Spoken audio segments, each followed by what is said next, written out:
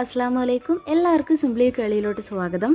ഇന്ന് നമ്മൾ ചെയ്യാൻ പോകുന്ന ഒരു ചോക്ലേറ്റ് വിപ്പിംഗ് ക്രീമാണ്. വളരെ പെട്ടെന്ന് ചെയ്യാൻ പറ്റുന്ന ഒരു അടിപൊളി വിപ്പിംഗ് ക്രീമാണ് ചെയ്യുന്നത്. പിന്നെ ഈ ഒരു വിപ്പിംഗ് ക്രീം നമ്മൾ ചെയ്യുന്നതെന്ന് വെച്ചാൽ മൈദയും പാലും ഉപയോഗിച്ചിട്ടാണ് ചെയ്യുന്നത്. വീട്ടിലുള്ള ചേരുവകൾ മാത്രം മതി. അപ്പോൾ ഈ ഒരു വിപ്പിംഗ് ക്രീമിന് വേണ്ടുന്ന ഇൻഗ്രീഡിയൻസ് എന്തൊക്കെയാണെന്ന് നോക്കാം. അപ്പോൾ ഇവിടെ ഫസ്റ്റ് ഞാൻ എടുത്തിരിക്കുന്നതെന്ന് വെച്ചാൽ ഒരു 1/2 ടേബിൾ സ്പൂണോളം എണ്ണ എടുത്തിട്ടുണ്ട്. വെളിച്ചെണ്ണ എടുക്കരുത്, സൺഫ്ലവർ ഓയിലോ നെയ്യോ ബട്ടറോ എന്ത് വേണമെങ്കിലും എടുക്കാം.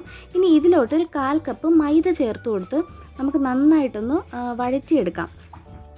അപ്പോൾ ഈ സമയം നമ്മൾ ഫ്ലെയിം നന്നായിട്ട് ലോ ആക്കി വെച്ചിട്ട് വേണം ഇത് ചെയ്യാനായിട്ട്. അല്ലെങ്കിൽ നമ്മളിപ്പോൾ ചേർത്ത് കൊടുത്താൽ മാവിൻ്റെ കളറ് മാറിപ്പോവും, ടേസ്റ്റ് മാറിപ്പോവും. അപ്പോൾ ഇതുപോലെ നന്നായിട്ട് ഒന്ന് മൂപ്പിച്ചെടുക്കുക. അപ്പോഴത്തേക്കും ആ മാവിൻ്റെ പച്ച മണം അങ്ങ് മാറിക്കിട്ടും. ഇനി ഇതിലോട്ട് നമുക്ക് ഒരു 1.5 ടേബിൾ സ്പൂണോളം കൊക്കോ പൗഡർ ചേർത്ത് കൊടുക്കാം. കൊക്കോ പൗഡർ ചേർത്തതിന് ശേഷവും ഇപ്പോൾ ചെയ്തതുപോലെ തന്നെ ചെയ്ത് കൊടുക്കുക. പിന്നെ നമ്മൾ നേരത്തെ എണ്ണ ചേർത്തല്ലോ, ആ എണ്ണയ്ക്ക് പകരം നേരത്തെ പറഞ്ഞതുപോലെ ബട്ടറോ നെയ്യോ എന്ത് വേണമെങ്കിലും ചേർത്ത് കൊടുക്കാം. പക്ഷെ ഒരുപാട് ആവരുത് കേട്ടോ. അങ്ങനെ ആവുകയാണെങ്കിൽ നമുക്ക് കറക്റ്റായിട്ട് ഇതുപോലെ നല്ല ഡ്രൈ ആയിട്ട് കിട്ടില്ല. അപ്പോൾ ഇപ്പോൾ കൊക്കോ പൗഡറും മൈദയും നന്നായിട്ട് മിക്സായി അതിൻ്റെ ആ പച്ച മണമൊക്കെ മാറി വന്നിട്ടുണ്ട്. ഇതിലോട്ട് നമുക്ക് ആവശ്യം 1 കപ്പ് പാലാണ്. അതിൽ പകുതി പാൽ, അതായത് 1/2 കപ്പ് പാൽ നമുക്ക് ആദ്യം ചേർത്ത് കൊടുത്ത് നന്നായിട്ടൊന്ന് മിക്സ് ചെയ്തെടുക്കാം. ഈ സമയം ഫ്ലെയിം ലോയിൽ തന്നെ വെക്കണം. ഇനി നന്നായിട്ട് മിക്സ് ചെയ്തതിന് ശേഷം ബാക്കി പകുതി പാലും കൂടെ ചേർത്ത് കൊടുത്ത് നന്നായിട്ട് ആ കട്ടയൊക്കെ ഒന്ന് ഉടച്ചെടുക്കാം.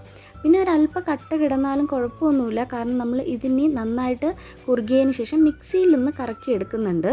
ഇനി ഇതുപോലെ മിക്സ് ചെയ്തതിന് ശേഷം 1/2 കപ്പോളം പഞ്ചസാര ചേർത്ത് കൊടുത്ത് നന്നായിട്ടൊന്ന് വഴറ്റിയെടുക്കാം. അപ്പോൾ 1 കപ്പ് പാലിന് ഞാനിവിടെ എടുത്തത് 1/2 കപ്പ് പഞ്ചസാരയാണ്. കറക്റ്റ് മധുരമാണ്. അപ്പോൾ നല്ല മധുരം വേണമെന്നുണ്ടെങ്കിൽ ഒരു 2 ടേബിൾ സ്പൂണും കൂടെ പഞ്ചസാര ചേർത്ത് കൊടുക്കാം കേട്ടോ.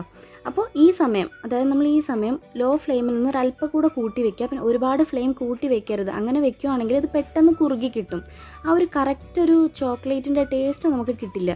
അപ്പോൾ എപ്പോഴും ലോ ടു മീഡിയം ഫ്ലെയിമിൽ മാത്രമായിട്ട് ഇതുപോലെ നമ്മൾ ചേർത്ത് കൊടുത്ത പാലും മൈദയും കൊക്കോ പൗഡറും ഒക്കെ നന്നായിട്ട് കുറുകി വരുന്ന രീതി ആവുന്നത് വരെ ഇതുപോലെ നല്ല തിക്കായിട്ട് നമുക്ക് കിട്ടണം. അതുവരെ കൈ എടുക്കാതെ ഇതുപോലെ ഇളക്കി കൊടുക്കുക. കൈ എടുത്തു കഴിഞ്ഞാൽ ചിലപ്പോൾ ഇത് അടുക്കി പിടിക്കാനും ആ ഒരു ടേസ്റ്റ് മാറാനും സാധ്യതയുണ്ട്. അപ്പോൾ അതുകൊണ്ടാണ് കൈ എടുക്കാതെ ഇങ്ങനെ ഇളക്കി കൊടുക്കുക എന്ന് പറയുന്നത്. പെട്ടെന്ന് തന്നെ കുറുകി കിട്ടും, ഒരുപാട് സമയമൊന്നും വേണ്ട. പക്ഷേ ആ ഒരു സമയം പെട്ടെന്ന് ലാഭിക്കാൻ വേണ്ടി ഫ്ലെയിം കൂട്ടി വെക്കരുത് എന്ന് മാത്രം. അപ്പോൾ ഈ ഒരു സ്റ്റേജ് കറക്റ്റാണ്. ഇനി നമുക്ക് എന്താ ചെയ്യേണ്ടതെന്ന് വെച്ചാൽ ഫ്ലെയിം ഓഫ് ചെയ്യുക. നല്ല കട്ടിക്ക് തന്നെ കിട്ടിയിട്ടുണ്ട്. ഫ്ലെയിം ഓഫ് ചെയ്ത് തണുക്കാനായിട്ട് മാറ്റി വയ്ക്കാം.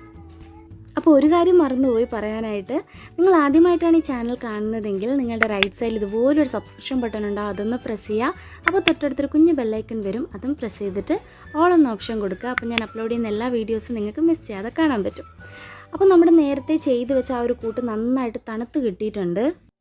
അപ്പോൾ നല്ല പെർഫെക്റ്റ് ആയിട്ട് തന്നെ നേരത്തെ നമ്മൾ വെച്ച ടെക്സ്ചറേ അല്ല, അത്രയ്ക്ക് നല്ല കട്ടിയായിട്ട് കാണാൻ നല്ല ചോക്ലേറ്റിൻ്റെ കളറൊക്കെ ആയിട്ട് നല്ല അടിപൊളിയായിട്ട് കിട്ടിയിട്ടുണ്ട്.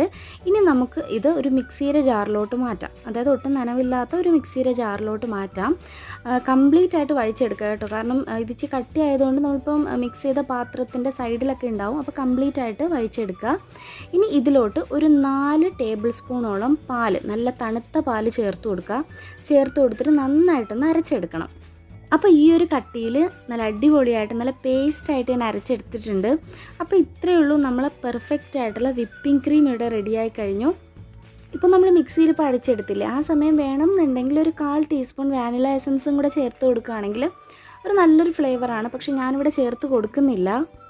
അപ്പോൾ നമ്മൾ കേക്ക് ഫ്രോസ്റ്റ് ചെയ്യുന്നതിന് മുന്നേ ഒരു 2 മണിക്കൂറെങ്കിലും ഈ ഒരു വിപ്പിംഗ് ക്രീം സെറ്റ് ചെയ്യാനായിട്ട് ഫ്രിഡ്ജിലോട്ട് മാറ്റി വയ്ക്കുക. അപ്പോൾ ഒരല്പം കൂടെ തിക്കായിട്ട് കിട്ടും. അപ്പോൾ നമുക്ക് നല്ല പെർഫെക്റ്റ് ആയിട്ട് തന്നെ കേക്ക് ഫ്രോസ്റ്റ് ചെയ്തെടുക്കാൻ പറ്റും. നമ്മൾ സാധാരണ പുറത്തുനിന്ന് വാങ്ങുന്ന ക്രീമിൻ്റെ അതേ ടേസ്റ്റിൽ തന്നെ നല്ല പെർഫെക്റ്റ് ആയിട്ടുള്ള ഒരു വിപ്പിംഗ് ക്രീമാണ്. അപ്പോൾ തീർച്ചയായിട്ടും ഈ ഒരു ക്രീം എല്ലാവരും ട്രൈ ചെയ്ത് നോക്കണം.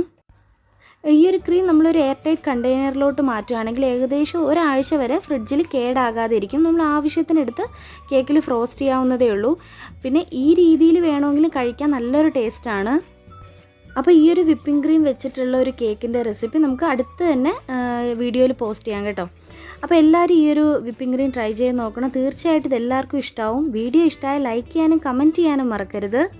അപ്പോൾ ഒരു കാര്യം പറയാൻ മറന്നുപോയി, നമ്മുടെ ഗീവ് അവേ നടക്കുകയാണ്. ഇന്ന് 3ാമത്തെ ദിവസമാണ്. ഇതുവരെ ഗീവ് അവേയിൽ പാർട്ടിസിപ്പേറ്റ് ചെയ്യാത്തവരാണെങ്കിൽ ഞാൻ മേളിൽ ലിങ്ക് കൊടുക്കാം. ആ ഒരു വീഡിയോ പ്രസ് ചെയ്തിട്ട് വീഡിയോ കാണുക, എന്നിട്ട് കമൻറ്റ് ചെയ്യുക. അപ്പോൾ വിന്നേഴ്സ് ആവുക. അപ്പോൾ എല്ലാവരും മറക്കാതെ ആ ഒരു ഗിവ് അവേയിൽ പാർട്ടിസിപ്പേറ്റ് ചെയ്യുക. അപ്പോൾ ഈ ഒരു റെസിപ്പി എല്ലാവരും ട്രൈ ചെയ്ത് നോക്കണം. Stay at home, stay healthy. Thanks for watching. See you in another video. അസ്സലാമു അലൈക്കും. എല്ലാവരും ട്രൈ ചെയ്യണേ. അസ്സലാമു അലൈക്കും.